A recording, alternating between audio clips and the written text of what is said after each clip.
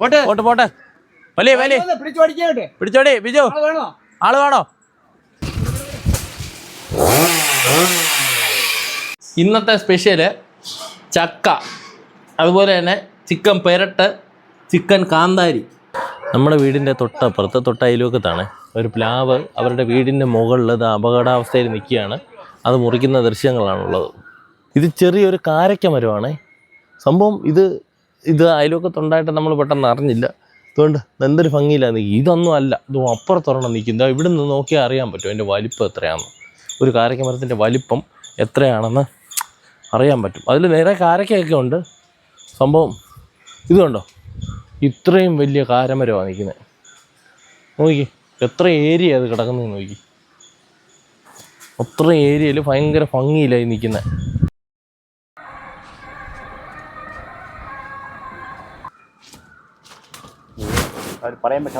Use ചെയ്യണമെങ്കിൽ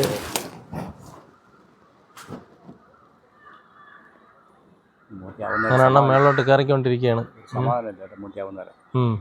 ധൈര്യമായിട്ടിരിക്കും, ഒരു കുഴപ്പം സംഭവിക്കില്ല. പുള്ളി ആ വട വിട്ടപ്പോഴേ മനസ്സിലായില്ല ഓക്കെയാണ്. അങ്ങനെ നമ്മുടെ വാള് കട്ട് ചെയ്തുകൊണ്ടിരിക്കുന്നു.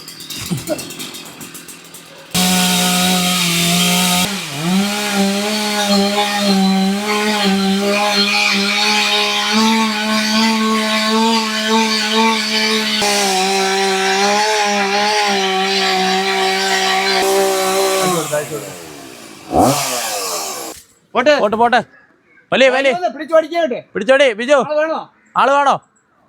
ഞാനിവിടെ വരണോ? ഞാനിവിടെ വരാം. ഇല്ലേ വലിക്കല്ലേ.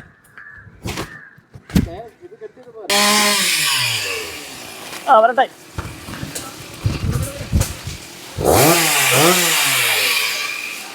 ഓക്കെ.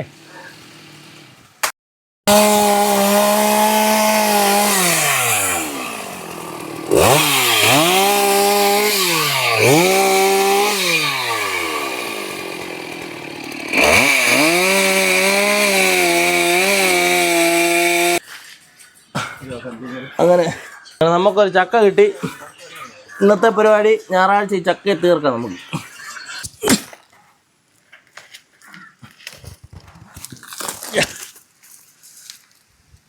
അപ്പോൾ നല്ല ചക്കയാണ്. ഇത് ചെമ്പരത്തിക്കൂഴ എന്നാണ് പറഞ്ഞത് കേട്ടോ. ഈ തന്ന നമ്മൾ അവിടെ മരം മുറിച്ചില്ല, അത് ചെമ്പരത്തിക്കൂഴ മരമാണ്.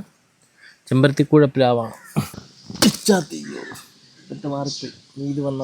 പണ്ടൊക്കെ ചക്ക ആർക്കും വേണ്ടാത്തൊരു കാലഘട്ടമായിരുന്നു. മിക്കവരുടെ വീട്ടിലും എന്നും ചക്ക കറിയും ചക്ക പുഴുക്കും ഒക്കെ ആയിരിക്കും. പണ്ട് കിട്ടുന്നത് പോലെ ചക്കയൊന്നും ഇപ്പോൾ ഇവിടെ കിട്ടാറില്ല. പല വീടുകളിലും ചക്കകൾ ഇന്ന് കാണാനില്ല. നമ്മളിപ്പോൾ പുറത്തു നിന്നാണ് കൂടുതലും ചക്ക മേടിക്കാറ്. പിന്നെ വീടിന്റെ അടുത്ത് 2-3 വീട്ടിലൊക്കെ ചക്കയുണ്ട്. അവർ അടക്കുമ്പോൾ തരാറുമുണ്ട്. പണ്ട് ചക്കയൊക്കെ വെട്ടിയ ആൾക്കാർ മുറ്റത്ത് ഇഷ്ടം പോലെ കൂടും. ആരെയും കാണാനില്ല. ആർക്കും ഈ ജോലികളൊന്നും ചെയ്യാൻ വയ്യ. എന്തായാലും നമുക്കും ചെയ്യാനൊരു അങ്ങനെ ഇച്ചിരി ബുദ്ധിമുട്ട് തോന്നും. എന്നാലും നമുക്കതൊരു ഇത് ചെയ്യുമ്പോൾ ഒരു കുറച്ച് എടുത്ത് റെഡിയാക്കി ഫ്രിഡ്ജിൽ കയറ്റാനുള്ള പരിപാടി. ചക്ക വേവിച്ചതും അതുപോലെ തന്നെ മത്തിക്കറി, അതൊക്കെ നല്ലൊരു കോമ്പിനേഷനാണ്. മത്തിയൊന്നും കിട്ടാനില്ല. അതുപോലെ തന്നെ നെത്തോലിക്കറി, ചക്ക വേവിച്ചത്, മീൻകറി എന്തായാലും കോമ്പിനേഷനാണ്. ചക്ക കോരി പാത്രത്തിലോട്ട് വെച്ചിട്ട് സെൻറ്ററിൽ ഒരു കുഴി ഉണ്ടാകും. ഈ കുഴിയിലേക്ക് നമ്മൾ നല്ല അടിപൊളി മീൻകറി അങ്ങോട്ട് സെറ്റ് ചെയ്യണം. സെറ്റ് ചെയ്ത് ഒഴിച്ചിട്ട് അങ്ങനെ കുഴച്ചടിക്കണം. ശകലം മാങ്ങ അച്ചാറും ഉണ്ടെങ്കിൽ അത്രയും കൂടെ സെറ്റപ്പ്. ഇന്ന് ആ മരം മുറിച്ചത് കൊണ്ട് ഒരു ചക്ക മുഴുവനായിട്ട് കിട്ടി. അപ്പോൾ ഞങ്ങൾ കരുതി നമുക്കിതൊന്ന് പുഴുങ്ങി കഴിക്കാമെന്ന്. എല്ലാവരും കൂടെ ഇരുന്ന് കഴിക്കുമ്പോൾ അതൊരു രസമാണ്. അങ്ങനെ അമ്മ ചക്കയെല്ലാം കഴുകി വൃത്തിയാക്കി അടുപ്പത്ത് വെച്ചിട്ടുണ്ട്. ഇനി ഇത് പുഴുങ്ങിയെടുക്കാൻ കുറച്ച് സമയമെടുക്കും. അങ്ങനെ ചക്കപ്പുഴുക്ക് റെഡിയായിട്ടുണ്ട്. ഇതിൻ്റെ കൂടെ കഴിക്കാൻ ഞങ്ങൾ കുറച്ച് കാന്താരി ചിക്കനും ചിക്കൻ പെരട്ടും വാങ്ങിയിട്ടുണ്ട്. ഇന്നത്തെ സ്പെഷ്യല് ചക്ക, അതുപോലെ തന്നെ ചിക്കൻ പെരട്ട്, ചിക്കൻ കാന്താരി. ഇന്ന് ഉച്ചയ്ക്ക് ഇവിടെ കുറേ ജോലികളായിരുന്നു. അപ്പം ഈ പെരട്ട നമ്മൾ വെച്ചതല്ല, കൃഷ്ണ ഹോട്ടലിൻ്റെ പെരട്ടാണ്. ഇത് 2 കൃഷ്ണ ഹോട്ടലാണ്. ഇത് നമ്മൾ സെറ്റ് ചെയ്ത സാധനമാണ്. ഈ ചക്കയും ഉണ്ട്, ഈ പെരട്ടും കൂടെ. ചക്കയും പെരട്ടും ആയാലും കൊള്ളാം, ചക്കയും കാന്താരി ആയാലും കൊള്ളാം. ഒരു രക്ഷയില്ല.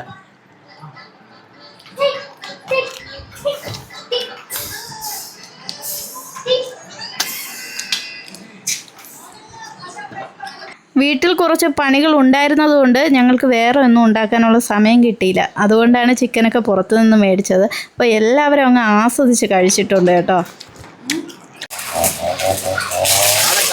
ഇന്ന് നമ്മുടെ മുറ്റത്ത് കുറച്ച് പുല്ലടിക്കാനുണ്ടായിരുന്നു. അതെല്ലാം നമ്മൾ ഇന്ന് ആ വെട്ടം കണ്ടപ്പോൾ എല്ലാം റെഡി ആയിക്കൊണ്ടിരിക്കുക.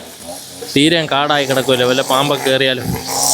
കുഞ്ഞുങ്ങളൊക്കെ ഉള്ള സ്ഥലമല്ലേ, അപ്പോൾ നമ്മൾ അത്രയും ക്ലിയറായിട്ട് നോക്കണം. എല്ലാം ക്ലിയർ ആക്കിക്കൊണ്ടാണ് നമ്മൾ ചെയ്യുന്നത്.